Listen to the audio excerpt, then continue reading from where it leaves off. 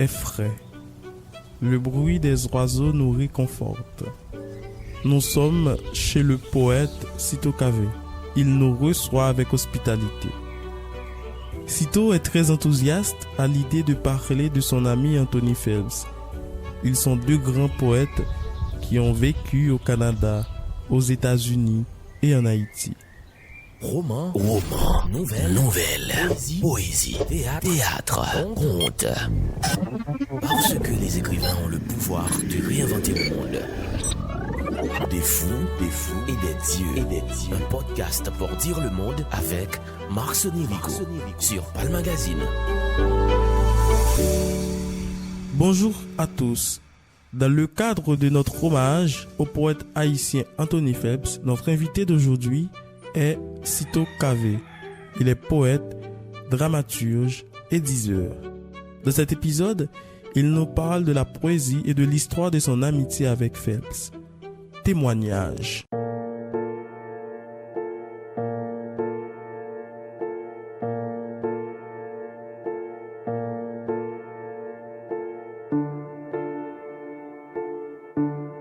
Anthony Phelps, je dis d'abord, en fait, la première fois qu'on s'est rencontrés, c'était en Haïti. À l'époque, il y était encore, bien sûr, chez René Philoctète.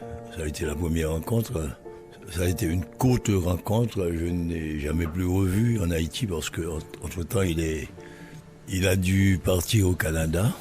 Enfin, pour des raisons qu'on connaît, le pays était invivable et tout allait mal, la parole bâillonnée, donc il a décidé de partir, de se rendre au Canada, travailler. Il a travaillé à Radio-Canada dans les premiers temps et s'adonner à la poésie, à l'écriture, parce qu'il n'a pas écrit que des poèmes, il a aussi écrit des pièces de théâtre, notamment le mannequin enchanté, que j'ai eu la chance de lire, et puis les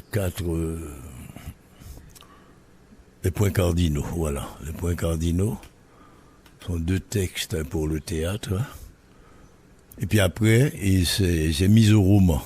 Moi, je crois quelques années après son départ, peut-être 5 ans ou 6 ans après, je pars aussi. Moi, je me rends à New York travailler parce que ma femme attendait déjà un bébé, Alan, jusqu'à mon premier fils. Et donc, pour des raisons politiques, c'est pas que j'avais personnellement des raisons de partir, en fait, de quitter le pays. J'ai fait partie d'une cellule pendant tout un temps. On se sentait quand même menacé. Et puis avec la situation, je travaillais, en fait, après mes études, j'ai commencé à travailler dans une maison de produits pharmaceutiques chez Nodé. Et ça ne me permettrait pas de faire face à mes obligations. Donc j'ai dû partir avec Yannick.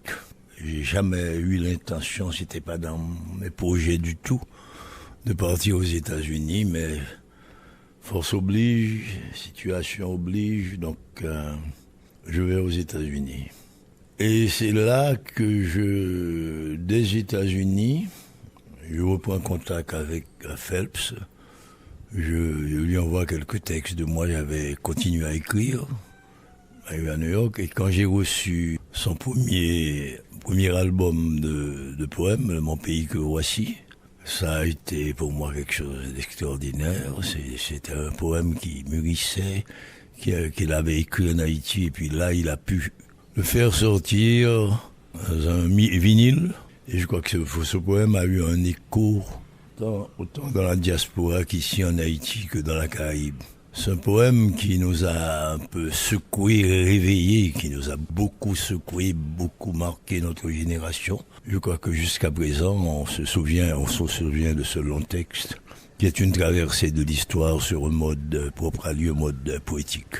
Voilà, c'est cette première rencontre qui va m'amener à reprendre contact avec lui. Ensuite, une autre occasion se présente parce que moi, de mon côté, je ne suis pas resté inactif à New York. Seulement, j'ai continué à écrire. On a décidé de mettre sur pied une troupe de théâtre, Couille d'Or. Et donc on commençait à s'organiser, à faire des rencontres chaque week-end avec Raymond Mitton, Jacques Charlier, Daniel Hutineau, Jean-Marie Oumer, Bobisson, Joseph Alarge. C'était chez Gontran du Rocher et sa femme.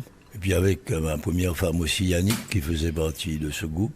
Et donc on s'est dit qu'il fallait, parce qu'il y avait un grand silence aux États-Unis sur Haïti.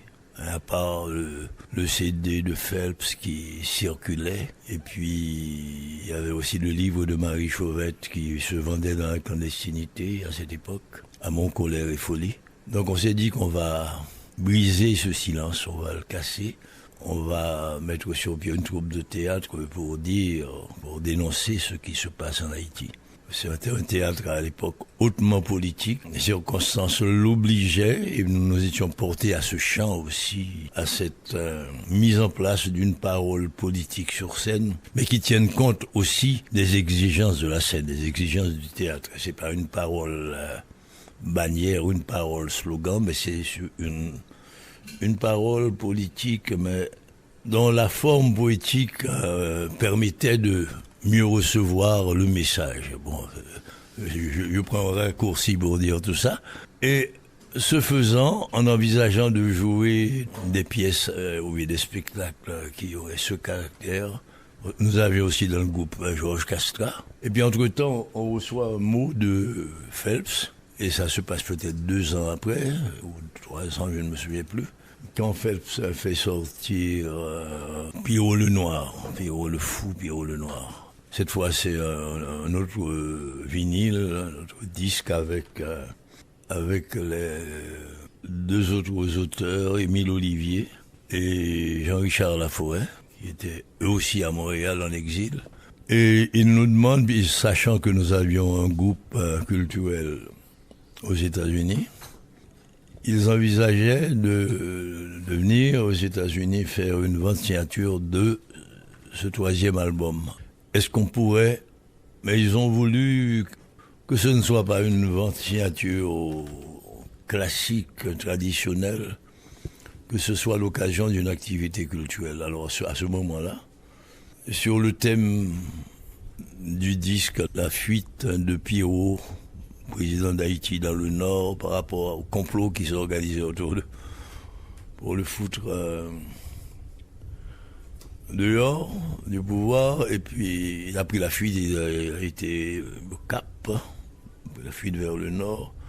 Donc j'ai écrit mon premier dialogue sur le théâtre, je l'écris à partir de cette idée, de ce thème. Donc c'était l'occasion aussi d'accueillir ces messieurs. Alors, ils devaient être sur scène avec nous pour prendre la parole dans le spectacle que nous allions faire. Et ce spectacle qui allait être mis en scène, qui a été mis en scène par Hervé Denis, qui nous a rejoint, il était en France. Il est revenu à temps, parce que au sein du groupe, nous n'avions pas encore de metteur en scène. Hervé, quand il a lu ce dialogue, il m'a dit « Ah, je fais la mise en scène ». Donc ça a marché comme ça. Donc voilà, donc ça a raffermi notre amitié, notre rencontre. Phelps, malheureusement, Olivier non plus, ils n'ont pas pu venir, ils ont été bloqués à la frontière, c'est pas pour des raisons qu'on ne sait pas jusqu'à présent, mais très certainement des raisons politiques. Et c'est Jean-Richard Laforêt qui a pu représenter les autres. Donc ça a commencé ainsi, ça a très bien marché, c'était le premier grand spectacle que nous allions jouer à New York. Il y avait la grande foule parce que les gens se sont précipités pour voir ce qui allait se dire.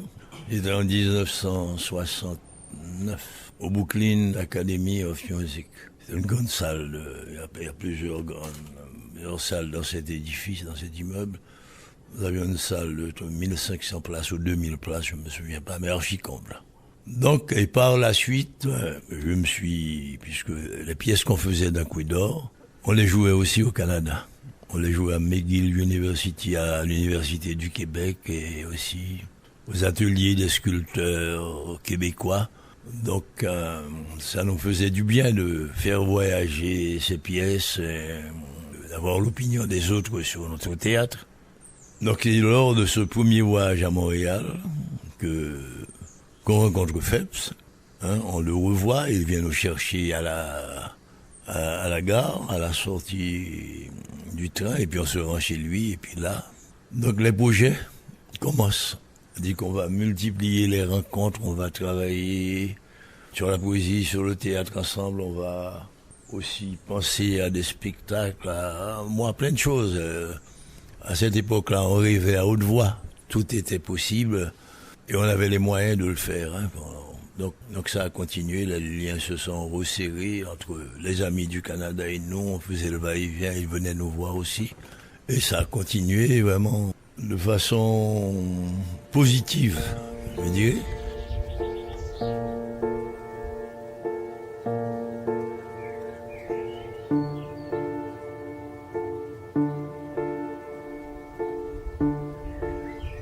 Et puis, le temps passe. À la chute des Duvalier, au départ de Jacob Duvalier, tous ceux-là qui étaient là-bas rêvaient de revenir chez eux. Moi, je les ai précédés, je suis rentré en Haïti en 82, parce qu'il y avait une accalmie, il y avait à cette époque les droits humains prônés par Rock Carter. Donc les radios avaient recommencé à fonctionner ici, à parler politique. Et puis je suis revenu. Hervé était revenu un an, Hervé Denis un an ou deux avant moi. Et en 86, donc Phelps revient avec sa femme et on reprend contact et puis voilà. Et on a continué, on a recommencé à travailler ensemble. Et le plus grand projet qu'on a eu, à part on faisait de petits montages de textes, j'avais une boîte qui s'appelait le Bateau Fou, donc on faisait des soirées poétiques à Bateau Fou, des montages de textes, et puis on a eu une commande de la Unibank pour son 5e anniversaire. Ils ont demandé de faire un grand spectacle pour eux, mais qui porterait sur l'histoire d'Haïti. Donc à ce moment, avec Anthony, on s'est mis ensemble, on s'est assis, c'est un travail qui nécessitait beaucoup de temps et aussi avec beaucoup de diseurs, de comédiens, des musiciens, des danseurs. Donc on avait tout ça sur scène, donc on a travaillé vraiment nous bourriquer. Nous travaillons sérieux à fond pour arriver au bout de ce projet. Et ça a bien marché.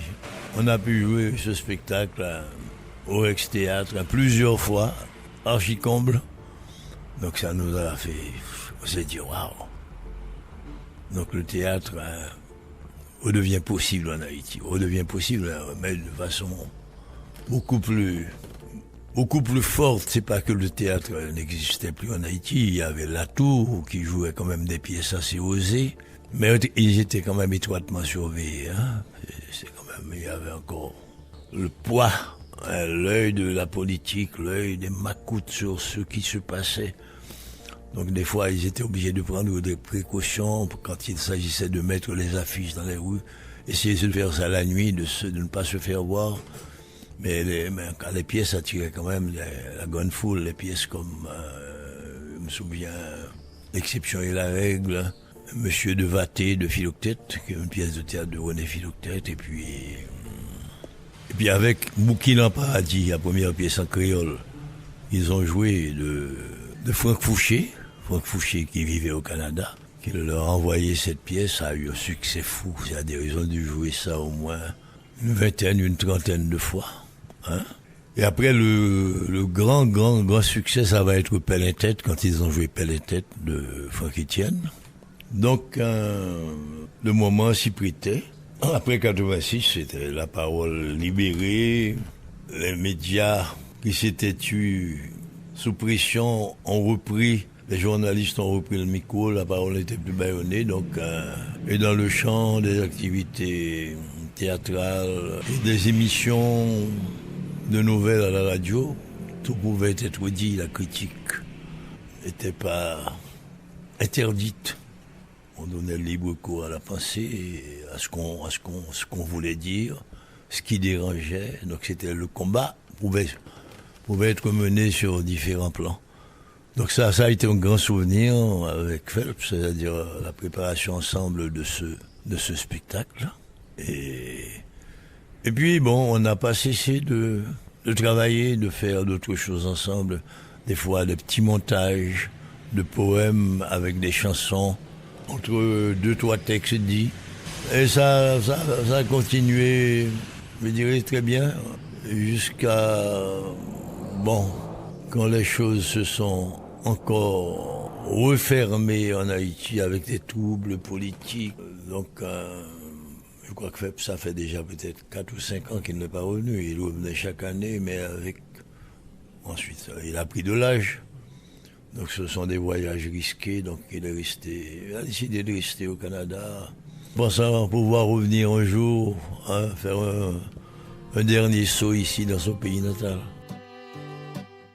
Et ils sont morts au mon pays, tes premiers fils au fond des mines, pour que les grands aient couche molle et vaisseaux bien gréés, aborigènes des grandes chasses et du pays des abricots, drapés dans la douceur et la fierté de votre race. Transmettez-nous votre croyance au paradis sur notre terre. Je continue au mon pays ma lente marche de poète. Un bruit de chêne dans l'oreille, un bruit de houle et de ressac, et sur les lèvres un goût de sel et de soleil. Bon, c'était un bon copain qui aimait la compagnie des amis. Il cherchait ça et il aimait causer, en fait, blague, en fait, un chita ensemble. Et autour d'un verre, c'était un frère preneur aussi, il buvait. Dès qu'il débarquait, avant de rentrer chez lui, il s'arrêtait à la market pour choisir 3 ou 4 bouteilles de rhum. Il dit, il me faut ça à tout prix. Pas me munitions.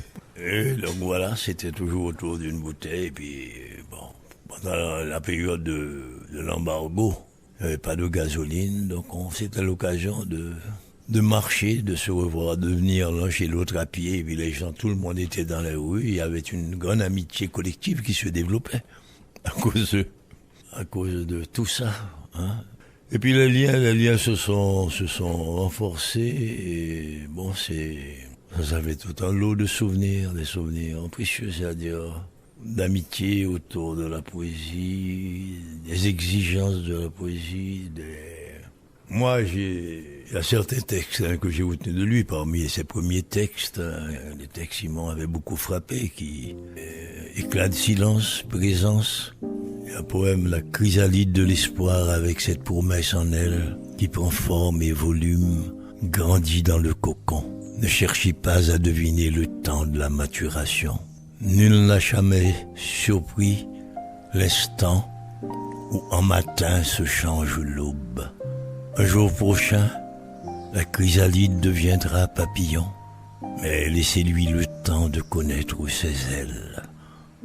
Un texte que j'ai beaucoup aimé, que j'aime encore. On a fait ça ensemble à travers 60 ans d'histoire. C'est un montage de poèmes. Et aussi un montage d'extraits de journaux sur toute cette période de l'occupation américaine, ce que disaient les journaux, les poètes, les périodes après l'occupation jusqu'à ce spectacle qui est parti de l'occupation américaine, de cette période, de Vincent Borneau, enfin d'Artignave, jusqu'à l'avènement au pouvoir d'Aristide. Je crois que ces livres, il y a de nombreux livres, ces livres sont dans les librairies. Dans les librairies, ils sont à la Pléiade, c'est peut-être la seule librairie qu'il nous reste. Donc ils vont trouver des livres de Phelps là. Donc je recommande vraiment, moi aux jeunes, de le lire. Phelps faisait partie du groupe Haïti littéraire.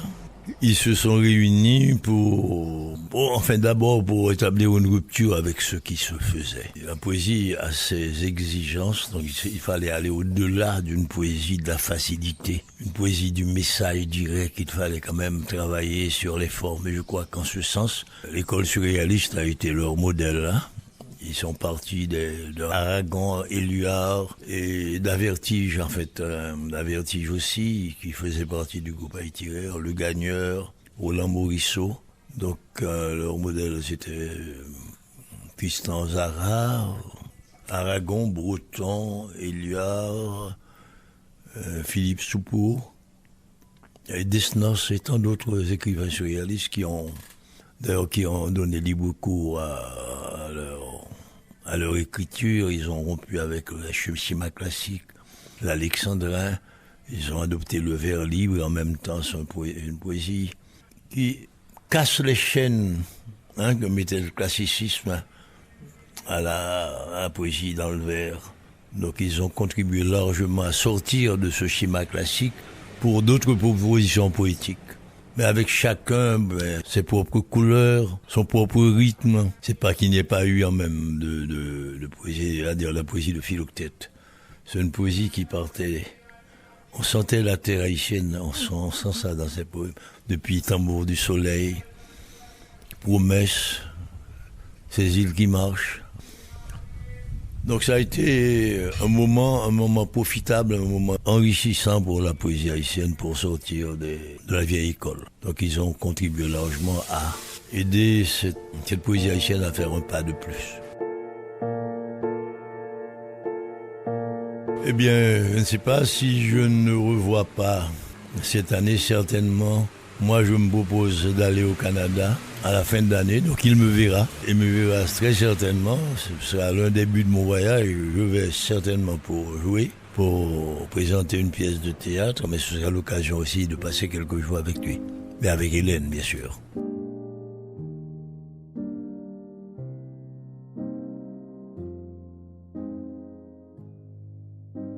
Il viendra trop tôt le temps du réveil. Il sera brutal, il sera cruel.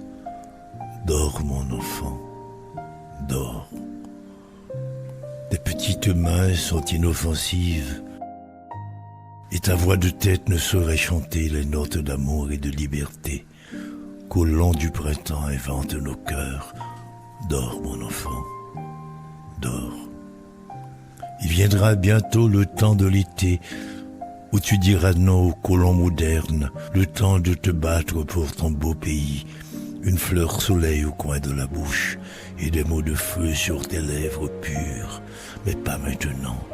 Patiente, mon fils. Dors, mon enfant. Dors. Viendra le jour où nous asservirons le dieu vert des Yankees, où la poussière des parias et la sueur des sans-logis ne seront plus en l'aube neuve qu'image sans réalité. Viendra le jour où le pays retrouvera son angle de repos et le peuple soudé par le lien de l'amour portera jusqu'au ciel le puissant jet du mât. Mais patiente, mon fils. Dors, mon enfant. Dors. Viendra le jour des cerfs-volants, avec le vent chantant l'amour, sur le double clavier des branches de couleur.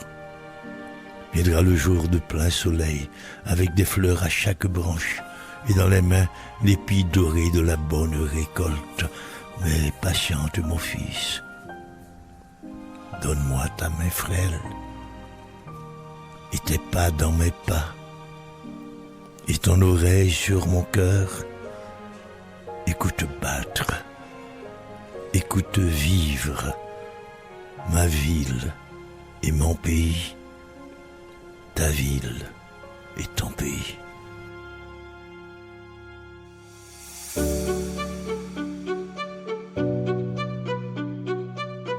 Merci, c'était avec nous le poète haïtien Cito Cavé. On vous rappelle que Des Fous et des Dieux rend hommage au poète haïtien Anthony Phelps. Vous venez d'écouter Des Fous et des Dieux. Présentation Marc Sonny Rico. Réalisation Ritza Marom Zitren et Marie-André Bélange.